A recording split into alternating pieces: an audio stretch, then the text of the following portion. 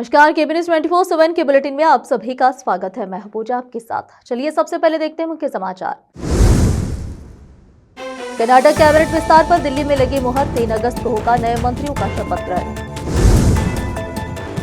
मैसूर में ड्राइवर को heart attack आया, गाड़ी पर से कंट्रोल खो दिया और नहर में गिर गया। भाजपा ने कर्नाटक के होसपेटे में तुंगभद्रा नदी का जल छोड़े जाने की मांग को लेकर किया विरोध प्रदर्शन।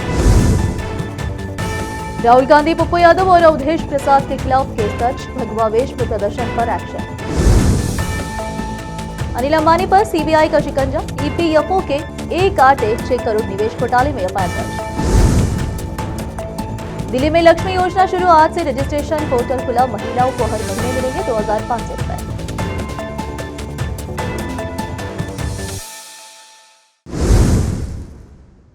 अब समाचार विस्तार से। कर्नाटक में कांग्रेस सरकार के मंत्रिमंडल विस्तार को लेकर चला आ रहा सस्पेंस आखिरकार खत्म हो गया है। जी हां, जानकारी के मुताबिक नई दिल्ली में कांग्रेस के शीर्ष नेतृत्व की एक अहम बैठक के बाद कर्नाटक कैबिनेट के दूसरे चरण के विस्तार पर अंतिम सहमति बन गई है। कांग्रेस के राष्ट्रीय अध्यक्ष मल्लिकार्जुन खड़गे के आवास पर हुई इस बैठक में राहुल गांधी सहित पार्टी के कई वरिष्ठ नेता मौजूद रहे। बैठक के दौरान मुख्यमंत्री डीके शिवकुमार, सिद्धरामैया और वरिष्ठ नेता बीके हरिप्रसाद द्वारा सौंपी गई संभावित उम्मीदवारों की सूची पर गहन विचार विमर्श किया गया। सूत्रों के अनुसार हाईकमान ने इस सूची में से लगभग 16 से 18 नए चेहरों के नामों की मंजूरी दे दी है। हाईकमान से हरी झंडी मिलने के बाद अब नए मंत्रियों के शपथ ग्रहण की तैयारियां तेज हो गई है। संभावना है कि 3 अगस्त को शाम 5 बजे नए मंत्री पद और गोपनीयता की शपथ लेंगे। शपथ ग्रहण कार्यक्रम बेंगलुरु स्थित राजभवन में आयोजित किया जाएगा।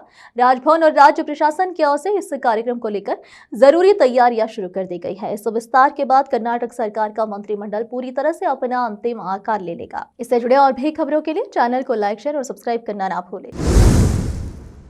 मैसूरू में ड्राइवर को हार्ट अटैक आया, गाड़ी पर से कंट्रोल खो दिया और नहर में गिर गया। जी हां, यह घटना शनिवार को हुई जब ड्राइवर को हार्ट अटैक आया और चलती कार नहर में गिर गया। कन्नड़ साहित्य परिषद के डिस्ट्रिक्ट प्रेसिडेंट मद्दिकेरे गोपाल के कार ड्राइवर शिवन्ना 55 वर्षीय को Udayagiri workers provident fund PF office road पर अचानक हार्ट अटैक आया जब वह उन्हें एक प्रोग्राम में ले जाने के लिए उनके घर जा रहे थे। इसी वजह से कार का कंट्रोल खो गया और फुटपाथ पर एक स्टॉल पर अंडे और फूल बेच रही एक महिला को टक्कर मार दी। महिला गंभीर रूप से घायल हो गई। स्थानीय लोगों ने ड्राइवर शिवन्ना को दिल का दौरा पड़ा और दुर्घटना में घायल महिला को अस्पताल में भर्ती कराया गया।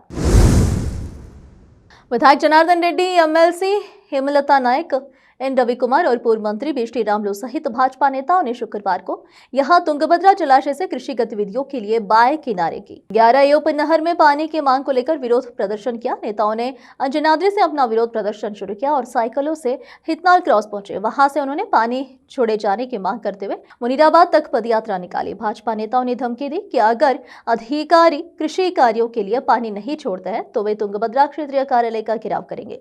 जब पुलिस ने प्रदर्शनकारियों को शांत करने की कोशिश की तो उन्होंने उनसे बहस की। बाद में जब पुलिस नेताओं को वैन में बिठा कर ले जा रही थी तो उन्होंने पुलिस वाहन के सामने सोने की कोशिश की। इसी दौरान एक महिला प्रदर्शनकारी ने बेचैनी की शिकायत की। विधायक जनार्दन रेड्डी ने कहा कि जब बीएस येडियुरप्पा मुख्यमंत्री थे तब जलाशय में 27 टीएमसी फीट पानी होने पर भी कृषि कार्यों के लिए पानी छोड़ा जाता था, लेकिन अब जलाशय में जल स्तर 36 टीएमसी फीट है, फिर भी सरकार पानी छोड़ने में आनाकानी कर रही है। लोकसभा में नेता विपक्ष राहुल गांधी, सांसद पप्पू यादव और अयोध्या के सांसद अवधेश प्रसाद के खिलाफ वाराणसी में केस दर्ज हुआ है। यह मामला संसद भवन में प्रदर्शन को लेकर दर्ज हुआ है। संसद भवन में राम मंदिर चढ़ावा चोरी के खिलाफ प्रदर्शन करते हुए पप्पू यादव भगवा वेश में नजर आए थे। इस दौरान वह प्रतीकात्मक तौर पर दान पात्र लेकर बैठे थे। राहुल गांधी ने दान पात्र में कुछ पैसे डाले थे और फिर पप्पू यादव भागते दिखे थे। इसके जरिए राम मंदिर चढ़ावा चोरी को दर्शाने का प्रयास किया गया था। इस तरह भगवा डस में चोरी की घटना को दिखाने पर आपत्ति जताई जा रही है। भाजपा के अलावा कुछ अन्य संगठनों ने भी इसे लेकर निशाना साधा है। यही नहीं, अब तीनों नेताओं के खिलाफ केस ही दर्ज कराया गया। संतों की शिकायत के आधार पर वाराणसी के कोतवाली पुलिस स्टेशन में यह केस दर्ज हुआ है। इस मामले में तीनों सांसदों पर धार्मिक भावनाएं आहत करने का आरोप लगा है। अब फिलहाल लेते एक छोटा सा ब्रेक।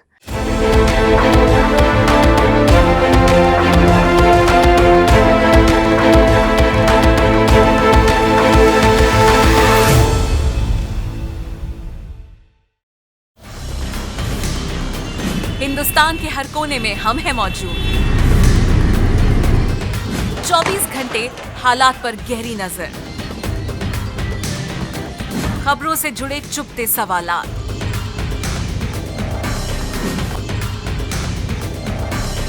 और आपको दिखाता है धार्मिक, सामाजिक, राजनीतिक,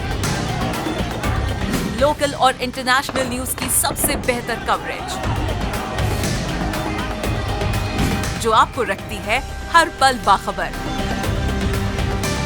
देश और दुनिया भर की खबर के लिए देखते रहें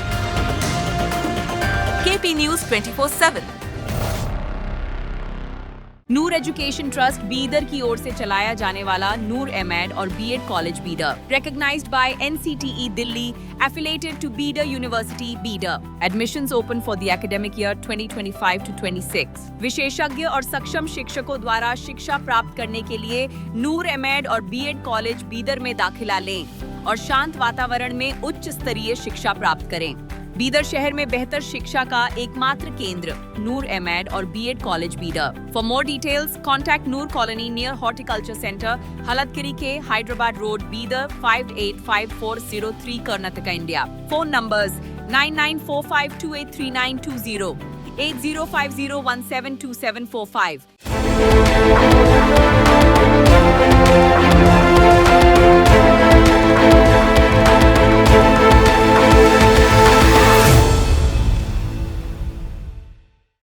ब्रेक के बाद आप सभी का स्वागत है। आइए देखते हैं देश के अन्य समाचार।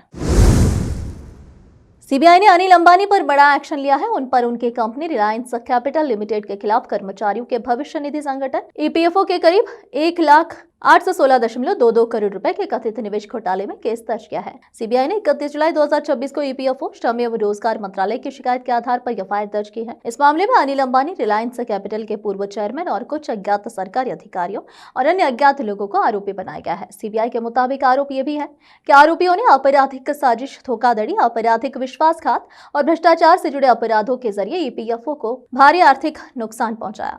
जांच एजेंसी का कहना है कि इस मामले में ईपीएफओ को 1,007.55 करोड़ रुपए का मूल नुकसान हुआ है, जबकि उस पर 808.67 करोड़ रुपए का ब्याज दायित्व भी जुड़ गया है। इस तरह कुल कथित नुकसान 1,816.22 करोड़ रुपए का हो गया है।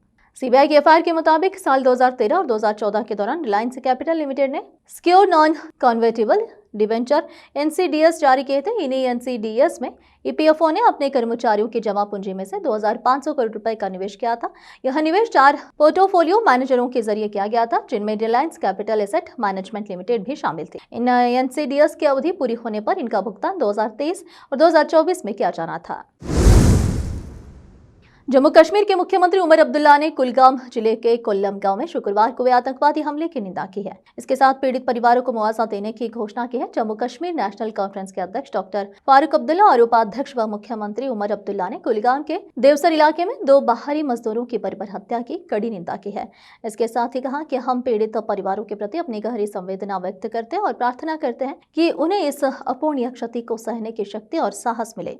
कमजोर लोगों को निशाना बनाना पूरी तरह से अमानवीय कृत्य है, जिसकी कड़ी से कड़ी निंदा की जानी चाहिए। मुख्यमंत्री ने मारे गए लोगों के परिवारों को मुख्यमंत्री राहत कोष से 10-10 लाख का मुआवजा राशि देने की घोषणा की। यह राशि जिला प्रशासन की ओर से दी जाने वाली 6-6 लाख की तत्काल सहायता के अलावा होगी। मुख्यमंत्री ने पीड़ित परिवारों के प्रति अपनी गहरी संवेदना व्यक्त की और भरोसा दिलाया कि सरकार इस मुश्किल समय में उनके साथ मजबूती से खड़ी है। मुख्यमंत्री श्री देवेंद्र फडणवीस के जन्मदिन और स्वर्गीय उप मुख्यमंत्री अजित दादा पवार की जयंती के अवसर पर उदगीर पंचायत समिति की ओर से जन कल्याण और ग्रामीण विकास से जुड़े विभिन्न कार्यक्रमों का भव्य आयोजन किया गया। यह कार्यक्रम उदगीर के विधायक तथा पूर्व कैबिनेट मंत्री संजय बनसोड़े की अध्यक्षता में संपन्न हुआ। कार्यक्रम में सबसे पहले उदगीर तालुके के ग्रामीण क्षेत्रों की महिला बचत समूह को आर्थिक रूप से मजबूत बनाने के लिए लगभग 3 करोड़ रुपए के ऋण स्वीकृति धनादेश वितरित किए गए। इस योजना से कई महिला बचत समूहों को अपना रोजगार शुरू करने और आगे बढ़ाने में मदद मिलेगी। इसके बाद प्रधानमंत्री आवास योजना और राज्य शासन की आवास योजनाओं के अंतर्गत पात्र महिला घर को लाभार्थियों को उनके नए घरों की चाबियां सौंपी गई। अपने घर की चाबी मिलने पर लाभार्थियों के चेहरों पर खुशी साफ दिखाई दी। कार्यक्रम के दौरान खेती के क्षेत्र में उत्कृष्ट कार्य करने वाले किसानों का भी सम्मान किया गया। उदगीर तालुका की 11 आदर्श एवं प्रगतिशील महिला किसानों को सम्मान पुरस्कार देकर सम्मानित किया गया। वहीं 42 आदर्श एवं प्रगतिशील पुरुष किसानों को भी सम्मानित कर उनके कृषि क्षेत्र में योगदान की सराहना की गई। इस अवसर पर विधायक तथा पूर्व कैबिनेट मंत्री संजय बनसोड़े ने कहा कि राज्य सरकार का उद्देश्य समाज के हर वर्ग तक विकास योजनाओं का लाभ पहुंचाना है, महिलाओं को आर्थिक रूप से आत्मनिर्भर बनाना, किसानों का सम्मान करना और जरूरतमंद परिवारों को पक्का घर उपलब्ध कराना सरकार की प्राथमिकता है। उन्होंने कहा कि सरकार की योजनाओं का लाभ अंतिम व्यक्ति तक पहुंचे, इसके लिए लगातार प्रयास किया जा रहा है। इस कार्यक्रम में पंचायत समिति के अधिकारी, जनप्रतिनिधि, महिला बचत समूह की सदस्याएं, किसान, घर कुल लाभार्थी और बड़ी संख्या में नागरिक उपस्थित रहे। पूरे कार्यक्रम का माहौल उत्साहपूर्ण रहा और लोगों ने इस जन कल्याणकारी पहल का स्वागत किया। संवाददाता मौलाना नौशाद कासमी की रिपोर्ट। देश विदेश और स्थानीय समाचारों के लिए चैनल को लाइक, शेयर और सब्सक्राइब करना ना भूलें। उदगीर में लोक शाहीर साहित्य रत्न डॉक्टर अन्ना भाऊ साठे की 106वीं जयंती पूरे उत्साह और श्रद्धा और गरिमामय वातावरण में मनाई गई। अन्ना भाऊ साठे चौक पर आयोजित सार्वजनिक जयंती समारोह में उदगीर के विधायक एवं पूर्व कैबिनेट मंत्री संजय बनसोड़े ने लोक शाहीर डॉक्टर अन्ना भाऊ साठे की प्रतिमा का अनावरण किया। इसके बाद उन्होंने प्रतिमा पर पुष्पमाला अर्पित कर उन्हें भावपूर्ण श्रद्धांजलि दी। समारोह को संबोधित करते हुए विधायक संजय बनसोड़े ने कहा कि लोक शाहीर डॉक्टर अन्ना भाऊ साठे ने अपने साहित्य, लोक शायरी और संघर्ष के माध्यम से समाज के वंचित, शोषित और मेहनत कश वर्ग को सम्मान, स्वाभिमान और न्याय की लड़ाई लड़ने की प्रेरणा दी। उन्होंने कहा कि अन्ना भाऊ साठे के विचार आज भी समाज को समानता, भाईचारे और सामाजिक न्याय का संदेश देते हैं। उनके आदर्शों को नई पीढ़ी तक पहुंचाना और उनके बताए मार्ग पर चलना ही उनके प्रति सच्ची श्रद्धांजलि होगी। उन्होंने विश्वास दिलाया कि उनके विचारों को आगे बढ़ाने और समाज हित के कार्यों को गति देने के लिए हर संभव प्रयास किए जाएंगे। जयंती समारोह के दौरान विधायक संजय बनसोड़े के हाथों अन्नदान कार्यक्रम के अंतर्गत श्रद्धालुओं और नागरिकों को खिचड़ी का वितरण भी किया गया। इसके अलावा जयंती के उपलक्ष्य में विभिन्न सामाजिक, सांस्कृतिक और जन कल्याणकारी कार्यक्रमों का आयोजन किया गया, जिनमें बड़ी संख्या में लोगों ने उत्साहपूर्वक भाग लिया। इस अवसर पर राष्ट्रवादी कांग्रेस पार्टी महायुति के पदाधिकारी और कार्यकर्ताओं के साथ साथ विभिन्न राजनीतिक दलों के नगर सेवक, जनप्रतिनिधि, सामाजिक कार्यकर्ता, पत्रकार, विभिन्न समाजों के प्रमुख तथा बड़ी संख्या में नागरिक उपस्थित रहे। पूरे कार्यक्रम में उत्सव जैसा माहौल देखने को मिला। लोगों ने एक दूसरे को लोक शाहीर डॉक्टर अन्ना भाऊ साठे जयंती की शुभकामनाएं दी और उनके विचारों को जन जन तक पहुंचाने का संकल्प लिया। कार्यक्रम का आयोजन अत्यंत भव्य और अनुशासित ढंग से संपन्न हुआ। उपस्थित लोगों ने विधायक एवं पूर्व कैबिनेट मंत्री संजय बनसोड़े के नेतृत्व में आयोजित इस समारोह की सराहना करते हुए कहा कि ऐसे आयोजन महापुरुषों के विचारों को जीवंत बनाए रखने और समाज में एकता, समानता तथा सामाजिक समरसता को मजबूत करने में महत्वपूर्ण भूमिका निभाते हैं। संवाददाता मौलाना नौशाद कासमी की रिपोर्ट। देश विदेश और स्थानीय समाचारों के लिए चैनल को लाइक, शेयर और सब्सक्राइब करना ना भूलें। आखिर में फिर एक बार देखते हैं मुख्य समाचार। कर्नाटक कैबिनेट विस्तार पर दिल्ली में लगी मुहर। 3 अगस्त को होगा नए मंत्रियों का शपथ ग्रहण। मैसूर में ड्राइवर को हार्ट अटैक आया, गाड़ी पर से कंट्रोल खो दिया और नहर में गिर गया। भाजपा ने कर्नाटक के होसपेटे में तुंगभद्रा नदी का जल छोड़े जाने की मांग को लेकर किया विरोध प्रदर्शन। राहुल गांधी, पप्पू यादव और अवधेश प्रसाद के खिलाफ केस दर्ज, भगवा वेश में प्रदर्शन पर एक्शन। अनिल अंबानी पर सीबीआई का शिकंजा, ईपीएफओ के 1.86 करोड़ निवेश घोटाले में एफआईआर दर्ज। दिल्ली में लक्ष्मी योजना शुरू, आज से रजिस्ट्रेशन पोर्टल खुला, महिलाओं को हर महीने मिलेंगे 2500 रुपए। केपी न्यूज के इस बुलेटिन में इस वक्त के लिए इतना ही। देश विदेश और स्थानीय समाचारों के लिए देखते रहिए आपका अपना चैनल केपी न्यूज 24/7। अधिक जानकारी के लिए चैनल को लाइक, शेयर और सब्सक्राइब करना ना भूलें। धन्यवाद।